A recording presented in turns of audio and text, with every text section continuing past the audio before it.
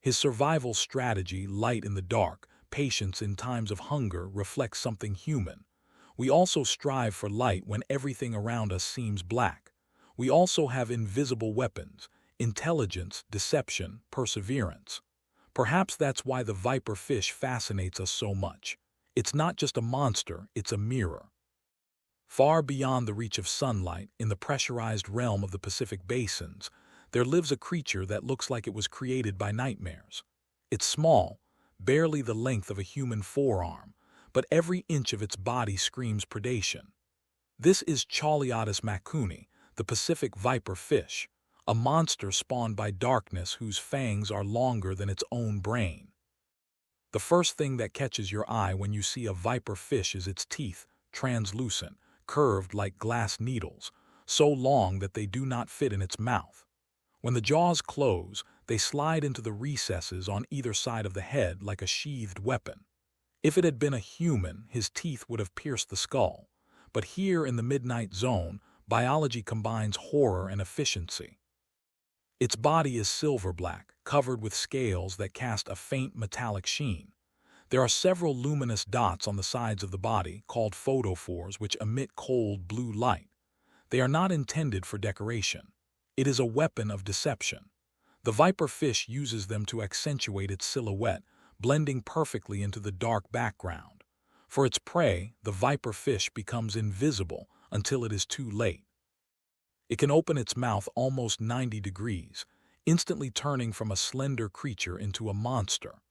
A tiny shrimp, squid, or small fish may not notice anything but a flash of light. Then the darkness itself opens its mouth.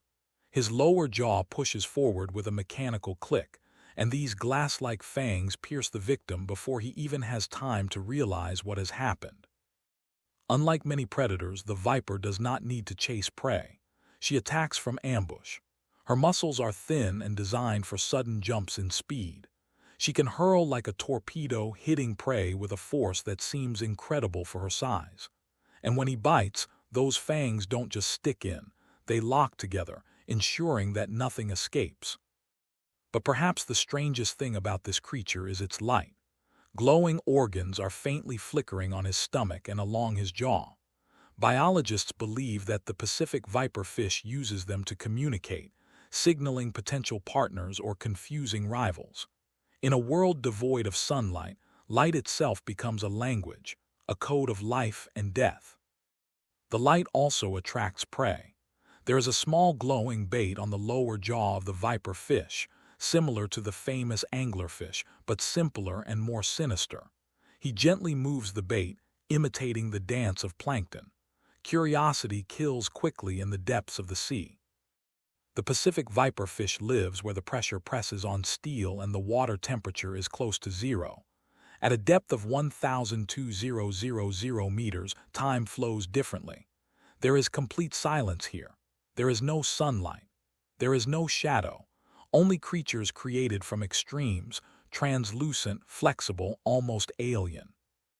His skin contains guanine crystals that diffuse light, the same chemical that was once used to make artificial pearls and sequins. In real life, it serves as camouflage, reflecting any faint traces of bioluminescence surrounding it. The viperfish, in fact, wears darkness like armor. At night, it sometimes rises closer to the surface, following the daily migration of its prey, tiny crustaceans and fish that swim up when the world above is asleep. But he never stays near the surface for long. His body is too fragile for such a pressure difference. The depths are his domain, and everything above seems poisonous. The stomach of the viperfish is elastic and capable of increasing several times its normal size. When food is scarce, and it always is at depth, the creature pounces on it when it can, digesting it slowly, surviving days or weeks after killing it. Its metabolism is slow and cold. It seems that time itself stops inside him. The eyes of the Pacific viperfish are huge compared to its skull. They serve as mirrors in order to let in as little light as possible.